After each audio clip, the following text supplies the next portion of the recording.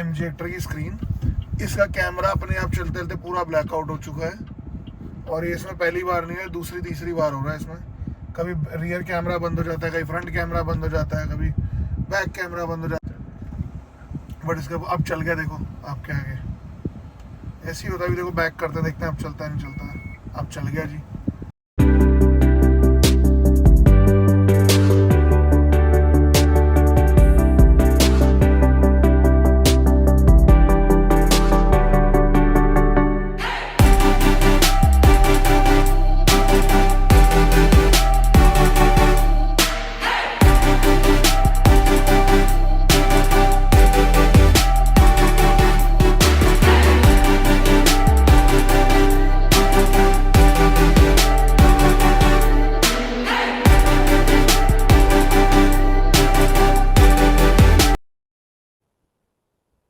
Hey guys, welcome back to another video. और अगर आप लोग अभी गाड़ी प्लान करने का सोच रहे हैं और उसमें आपकी चॉइस हेक्टर है तो इस वीडियो को ज़रूर देखिएगा और इसे मिस बिल्कुल मत करना। मैंने इस गाड़ी को 18,000 किलोमीटर चला दिया है। मैं आपको मतलब मेरे ख्याल में सबसे अच्छे से आज बता सकता हूँ कि गाड़ी क्यों लेनी चाहिए और क्यों नहीं लेनी चाहिए। गाड़ी परफेक्ट नहीं है बट ख़राब भी नहीं है, तो आज उस बारे में डिस्कस करेंगे, इसके प्रोज और इसके कॉन्स। तो चलो शुरू करते हैं इसको अब। पहले आ जाते हैं इसके फ्रंट से, जो कि इसका लुक है। लुक इसका आप देख सकते हैं बहुत अच्छा है, बहुत बोल्ड है और एग्रेसिव है। और इसके हेडलाइट्स का थ्रो डबल प्रोजेक्टर्स हैं ईच साइड में, तो टोटल 4 प्रोजेक्टर्स आते हैं फ्रंट में। और एक 2 हाई बीम के हैं, 2 लो बीम के हैं सेम साइड। और इसके अंदर एक दिक्कत सबसे बड़ी है कि हेडलाइट का थ्रो बहुत अच्छा है, सब कुछ है, बट हेडलाइट की प्लेसमेंट ना बहुत नीचे होने की वजह से जो थ्रो है वो नीचे रहता है। अगर इसकी हेडलाइट्स यहाँ पे प्लेस्ड होती तो हेडलाइट का थ्रो और बेटर होता और विजिबिलिटी बहुत अच्छी होती। अभी अगर इसकी हेडलाइट्स को मैं रेट करूंगा तो out of 10 I rate it 7.5, क्योंकि इसकी प्लेसमेंट नीचे है। हेडलाइट के थ्रो में कोई दिक्कत नहीं, बट प्लेसमेंट नीचे होने की वजह से दिक्कत आती है इसकी विजिबिलिटी में आगे। और यहाँ आप देख सकते हैं फ्रंट में कैमरा है। कैमरा की कहानी ऐसे बहुत अलग है, अभी आपको मैं वो डिटेल में बताऊंगा। और ग्रिल बहुत अच्छी है इसकी, लुक्स वाइज ये गाड़ी बहुत सुंदर है, बहुत बड़ी सी बोल्ड सी लगती है। अब आप आ जाओ साइड में इसके इधर पे। इस गाड़ी में आपको मिलते हैं सीएट के टायर्स हैं। जनरली जो अच्छी कंपनीज है सब वो ब्रिजस्टोन देती हैं। इस टायर की प्रोफाइल है 215 55 R18 18 इंच का एलॉय व्हील है, जो कि अच्छा है, तो गाड़ी को कॉम्प्लीमेंट करता है पूरी गाड़ी को। अब इसमें कीलेस एंट्री है, तो इसके अंदर जैसे ही मैं गाड़ी के पास जाऊंगा गाड़ी खुल जाएगी अपने आप। और गाड़ी की जो बिल्ड क्वालिटी है वो अल्टीमेट है, मतलब डोर इतना हैवी है। मैं एक फॉर्च्यूनर ओनर हूँ, फॉर्च्यूनर का डोर एकदम खोखला है और ऑन दी अदर हैंड इसका डोर बहुत हैवीली बिल्ट है, बहुत अच्छे बिल्ड क्वालिटी है इस गाड़ी की। पीछे भी सेम टायर प्रोफाइल है।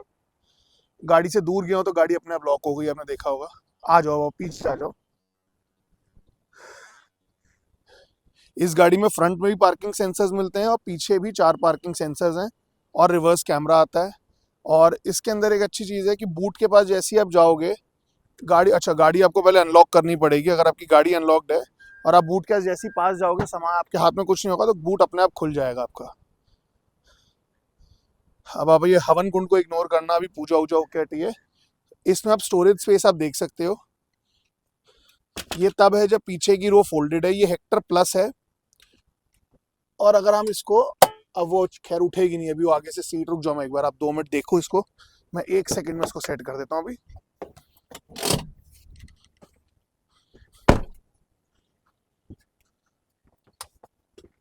पीछे लगभग इतना स्पेस मिलता है जो कि मोर देन सफिशिएंट है।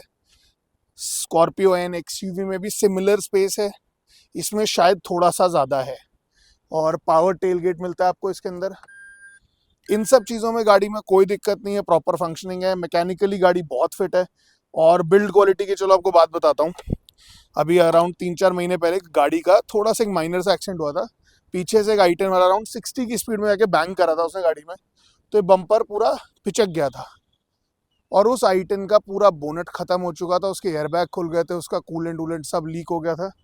और हमारा सिर्फ बम्पर रिप्लेस हुआ है, डिक्की तक तो बात ही नहीं पहुंची। अब मैं आपको इसके इंजन के बारे में बताता हूँ। गाड़ी बहुत बड़ी है, कुछ ड्रॉबैक जो मैं आपको बता रहा था इस गाड़ी के वो ये है। मैं आपको एक बार इंजन ब्रेक खोल के दिखाता हूँ।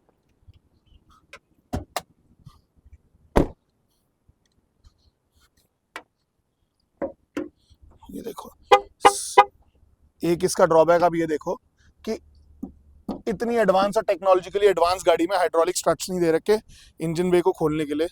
अब आप इंजन की प्लेसमेंट देखो, गाड़ी के अंदर इंजन को बिल्कुल पीछे प्रोटेक्टेड रखा हुआ है कि भगवान ना करे कोई इम्पैक्ट होता है गाड़ी के अंदर तो फ्रंट से पूरा एब्जॉर्ब हो जाए, और यहाँ इंजन तक इम्पैक्ट बहुत लेट पहुंचे।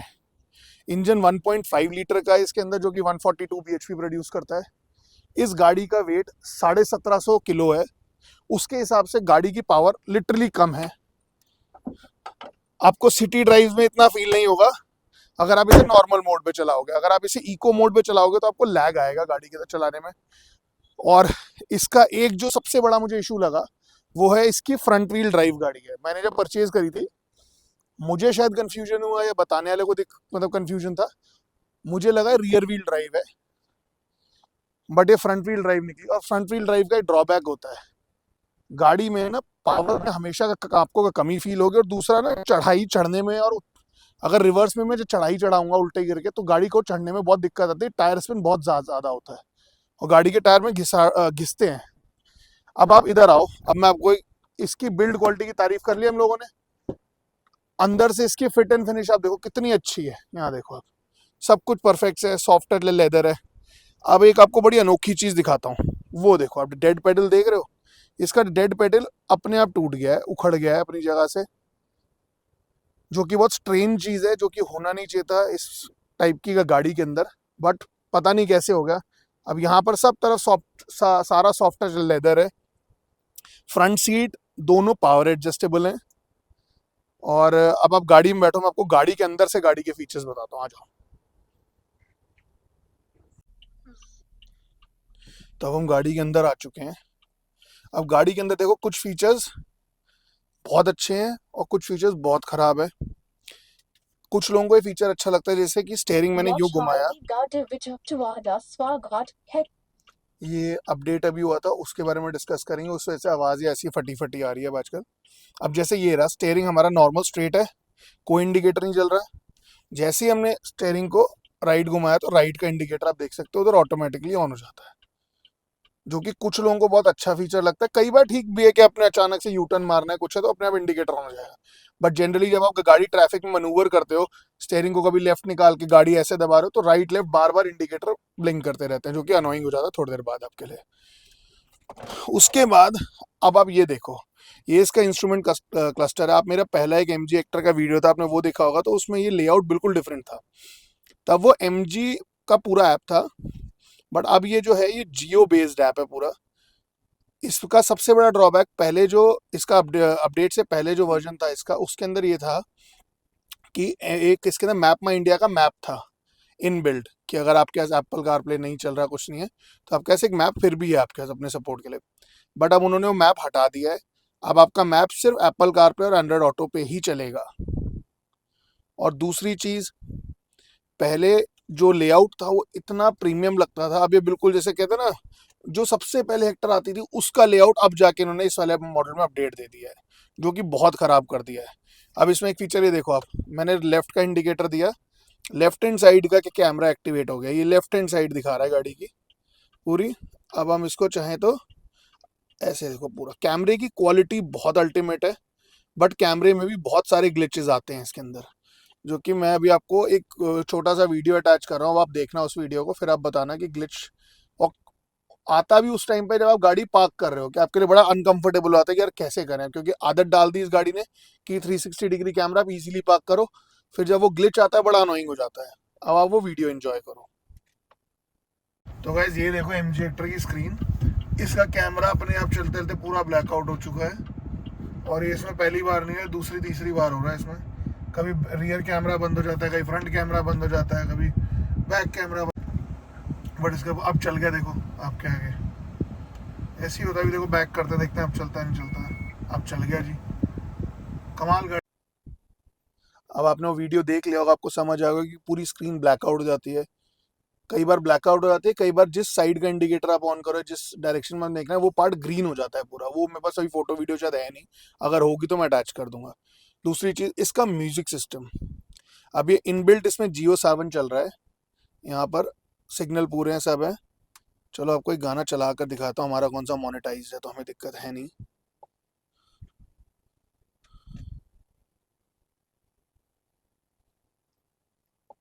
थोड़ा बीट्स वाला ही लगाएंगे गाना।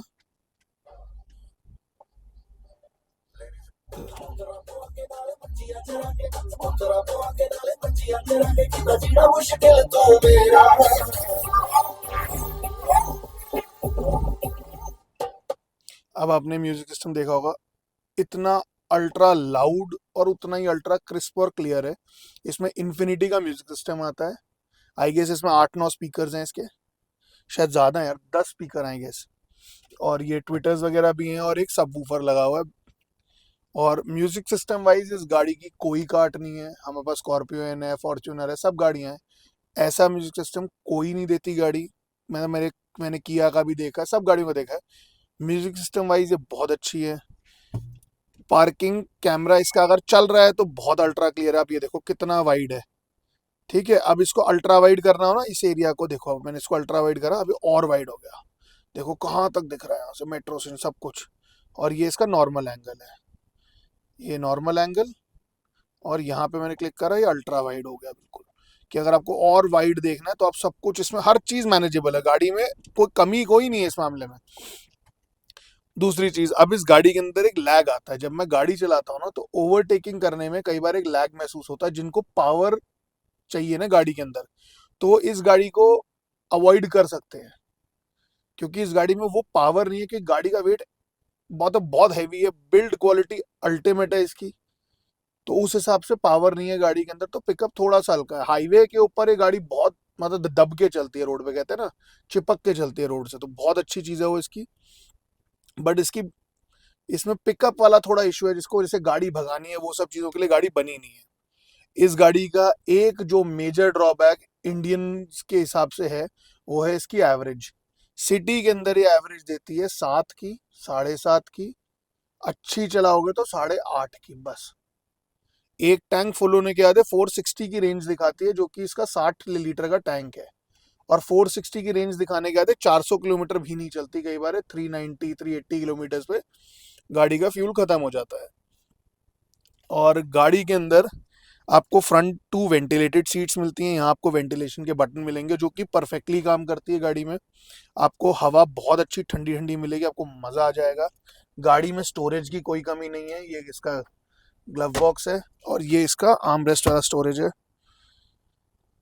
और ये जो है ये कूल्ड है। यहाँ पर आपका फ्रिज का है सोर्स, ये यहाँ पे कहीं पे है कुछ यार, मुझे हाँ, यहाँ से हवा आती है ठंडी ठंडी इसमें। और दूसरी चीज़, इस गाड़ी के अंदर स्टोरेज अच्छी है। और यहाँ पर ये जो आप साइड स्टोरेज देख सकते हैं, मैं अदिति एक बार इस पर अपना फ़ोन डाल के दिखा। अच्छा, ये वाला फ़ोन रख। ये 14 प्रो मैक्स है। आप देखो, प्रो साइज का फ़ोन तो सीधा अंदर फिट हो जाता है, प्रो मैक्स को थोड़ी दिक्कत होती है होने में। और बाकी इसके अंदर रियर एसी है, जो लास्ट रो के लिए एसी है, जो कि बहुत रेयर चांस होता है कि लास्ट रो का एसी मिले आपको गाड़ियों में। इसमें ऑटो होल्ड और इलेक्ट्रॉनिक पार्किंग ब्रेक है। ऑटो होल्ड बहुत अच्छा फीचर है, मतलब जो गाड़ी नहीं दे रही वो कंपनी आपका पागल बना रही है इतने पैसे लेने के बाद। अब मैं चलो आपको दिखाता हूँ ऑटो होल्ड का फीचर काम कैसे करता है। अब ये मैंने पार्किंग ब्रेक यहाँ से हटा दी। अब मैंने गाड़ी आगे ली। अच्छा, मैंने वो नहीं लगा रखी ना ब्रेक, सीट बेल्ट अभी, तो ये ऑटो होल्ड काम नहीं करता। रुको मैं अब आपको सीट बेल्ट लगा के दिखाता हूँ। ये बहुत इफेक्टिव फीचर है। जैसे दिल्ली में जितना ट्रैफिक है, उस हिसाब से ये फीचर अल्टीमेट है। ठीक है, चले अब देखो, जैसे अब ये रहा, हमने गाड़ी चलाई। अब जैसे मानो सामने कोई गाड़ी आ गई ट्रैफिक में, मैंने ब्रेक लगाई, मैंने ब्रेक से पैर हटा दिया, मैंने कोई गाड़ी को न्यूट्रल पे नहीं डाला, कोई ब्रेक पे पैर नहीं है, कुछ नहीं। अब जैसे ही मुझे चलानी होगी दोबारा गाड़ी आगे से हटी, मैंने रेस देनी है, मैंने चला देनी है। और फिर मैंने रोकी, फिर ऑटो होल्ड हो गया, मैंने पैर हटाया अपना, आराम से रिलैक्स हूँ।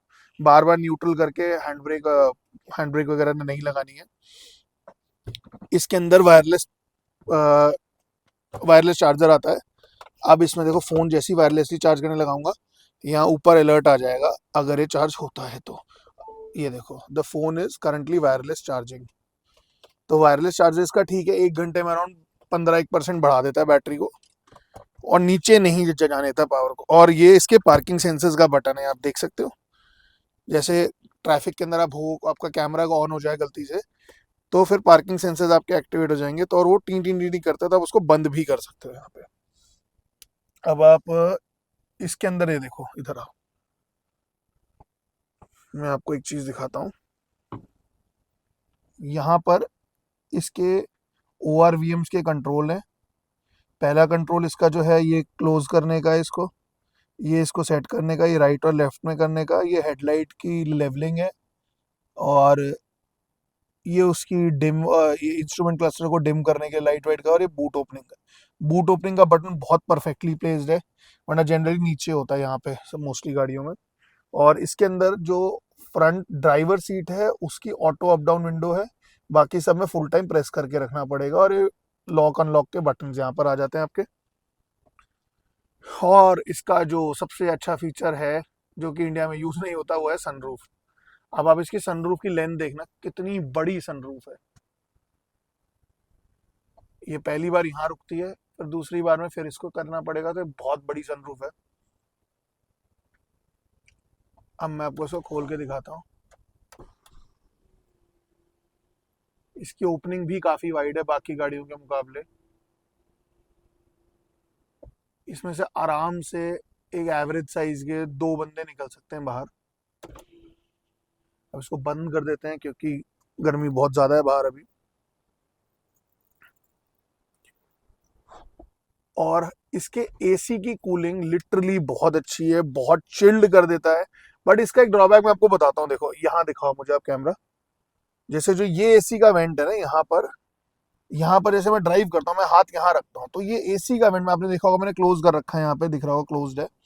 ये इतनी तेज हवा मारता है, ये हाथ पूरा सुन्न कर देता है ठंडा करके बिल्कुल। तो ये इसका मुझे एक ड्रॉबैक लगता है। और ये एसी वाला वेंट जो इधर वाली साइड है, ये भी बिल्कुल दबा हुआ है, ये भी स्टेयरिंग पे हवा देता है, ये भी हाथों पे हवा देता है। ये फेस तक हवा ही नहीं आ पाती, इसमें ब्लॉक होती है। बट कूलिंग अच्छी होने की वजह से आपका काम चल जाता है इसमें, तो इसमें वो दिक्कत नहीं है। अब अपडेट का मैं आपको बताता हूँ।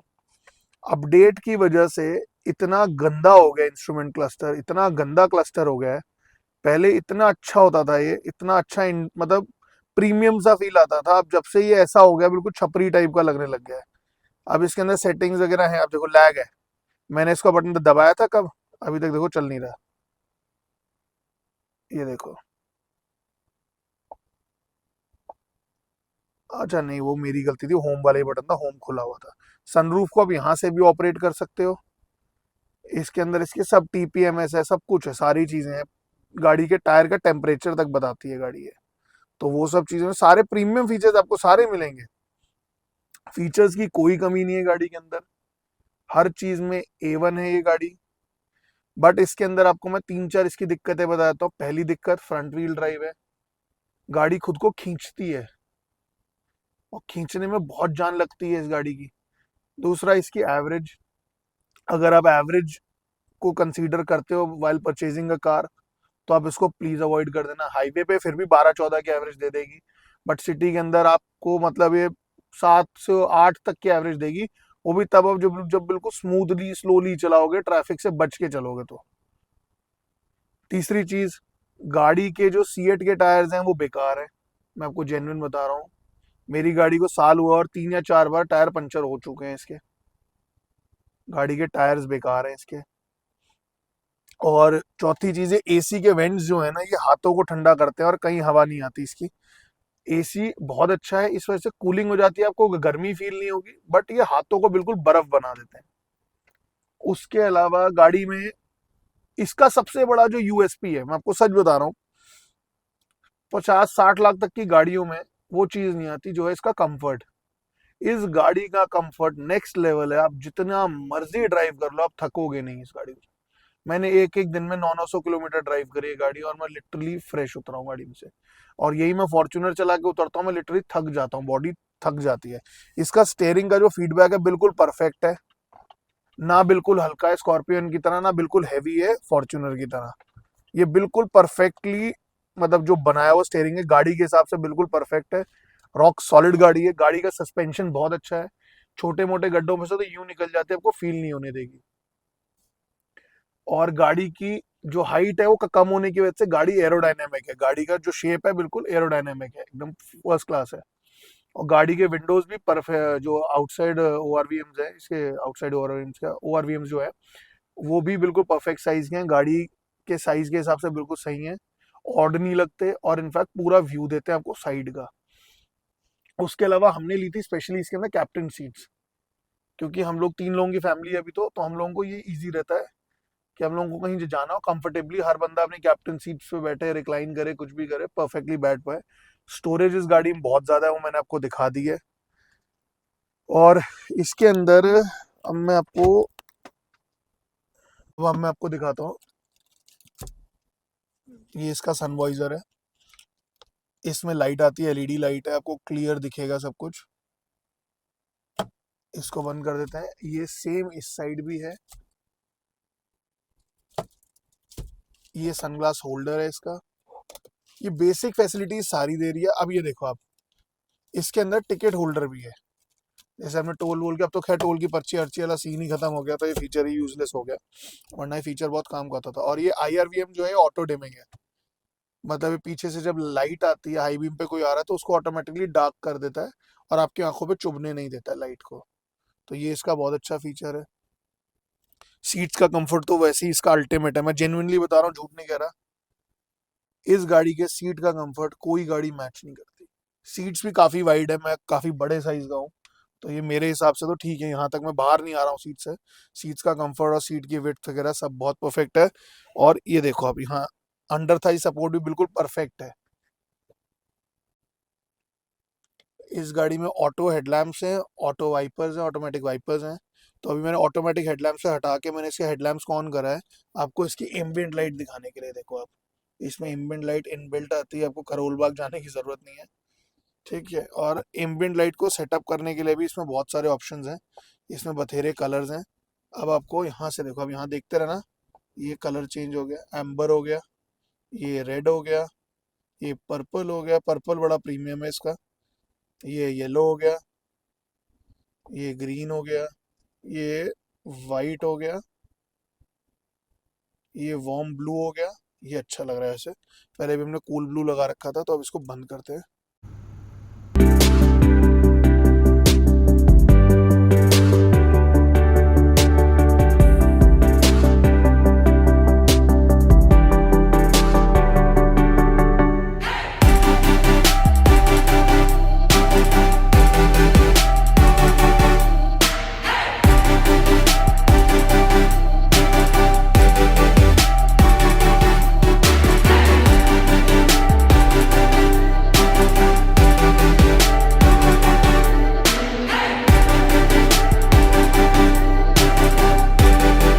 अरे अच्छा, नहीं, ये तो पीछे का वाइपर चल गया।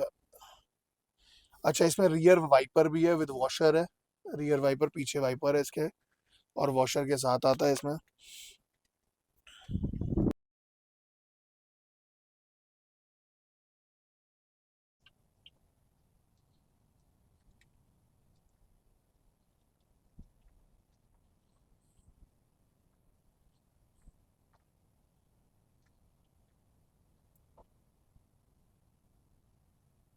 अब गाड़ी ऐसे फ्लो में है तो चढ़ जाएगी, अब फ्लो में नहीं है, ऐसे मैंने रोक दी गाड़ी, अब इसको चढ़ाना है। अब गाड़ी देखो 2000 आरपीएम तक चढ़ गई, चढ़ने में दिक्कत होती है इस गाड़ी को, देखो आप, फिर जाके बैक होती है। ये दिक्कत मैं आपको बता रहा था जो फ्रंट व्हील ड्राइव गाड़ी में आती है जनरली, वो है कि रिवर्स में चढ़ाई नहीं चढ़ पाती, और अगर आपने गलती से गाड़ी रोक ली है फिर आपको ऊपर चढ़ाने में दिक्कत होगी। बट इस गाड़ी में अगर फ्रंट से आपने ऊपर चढ़ानी है गाड़ी, तो आपको दिक्कत ज़्यादा नहीं आएगी, क्योंकि इसमें ऑटो होल्ड का फीचर है, जैसे ही आप ऑटो होल्ड का बटन, और जैसे आप ऑटो होल्ड से हटोगे वैसे अपने आप खुद ऊपर ही जो चढ़ेगी, पीछे नहीं आएगी। तो एक तो ये बात है इसके, और ये सीट बेल्ट वाली कभी सायरन इसका बंद नहीं होता, ठीक है। और इसके अंदर ट्रिप मीटर वगैरह में ये टायर प्रेशर मॉनिटरिंग सिस्टम आपका बहुत अच्छा काम करता है, और ये लिटरली बहुत हेल्पफुल चीज़ है, ये तो हर कंपनी को देना ही चाहिए अपने में। ये रहा टायर प्रेशर मॉनिटरिंग सिस्टम, ये हो गए सारे इसकी चीज़ें। अब मैं आपको इसकी फाइनल वर्डिक्ट बताता हूँ। अच्छा हाँ, गाड़ी के अंदर जो सबसे पहली चीज़ हमें देखनी चाहिए वो इसकी सेफ्टी है। सेफ्टी के अंदर ये गाड़ी 5 स्टार रेटेड है क्योंकि इसमें 6 एयरबैग्स आते हैं। गाड़ी की बिल्ड क्वालिटी लिटरली मैं 50 बार बोल चुका हूँ, बहुत अच्छी और अल्टीमेट है। फॉर्च्यूनर से बेटर बिल्ड क्वालिटी है, मैं आपको जेन्युइनली बता रहा हूँ। फॉर्च्यूनर भी बहुत स्ट्रांग है, फॉर्च्यूनर फ्रंट और बैक से स्ट्रांग है, बट साइड से खोखली है। ये साइड से भी बहुत स्ट्रांग गाड़ी है। और दूसरी चीज, अब इसको बंद ही करूंगा, बेल्ट वाला ना टू टू टू करता रहेगा, दुखी करेगा मुझे। थोड़ा स्वागत है, ये हम लोगों ने लगा रखा है, थोड़ा पंजाबी अपनी अंग्रेजन से बुलवा रखी है, तो वो कोई दिक्कत की बात नहीं, सही बोल नहीं रही है वो, ठीक है। पर अच्छा हाँ, अब आप देखोगे सारी कंपनियों में असाही कंपनी की विंडस्क्रीन होती है, जो कि ठीक है, अच्छी है। बट इसमें सेंट गोबेन की है, मतलब सेंट गोबेन थोड़ा प्रीमियम विंडस्क्रीन में आता है, जो कि महंगी गाड़ियों में आता है। इन्होंने सेंट गोबेन की विंडस्क्रीन दे रखी है, जो कि बहुत अच्छी है। छोटे मोटे स्टोन चिपिंग से गाड़ी का शीशा क्रैक नहीं होता है, जो कि जनरली सब गाड़ियों में होता है। जैसे मैं वो फॉर्च्यूनर था, उसमें एक आपको कभी दिखाऊंगा, उसमें सेंटर में एक स्टोन चिपिंग हो रखी है, उससे शीशे में हल्का सा छेद हो गया है। वो असाही की कंपनी का है, और उसकी क्वालिटी और इसकी क्वालिटी में ज़मीन आसमान का फ़र्क है, थोड़ा थिक भी ज़्यादा है। तो ये वैसे बहुत अच्छी गाड़ी है। सेफ्टी वाइज ये गाड़ी परफेक्ट है। पावर और एवरेज और इंजन के रिगार्डिंग में गाड़ी एवरेज है, ज़्यादा अच्छी नहीं है, बट आपका काम कर देगी। बट अगर आपने कोई पावरफुल गाड़ी चला रखी है, जैसे 200 bhp, पौने 200 bhp के आसपास की, तो आपको ये गाड़ी में लैग फील होगा ही होगा।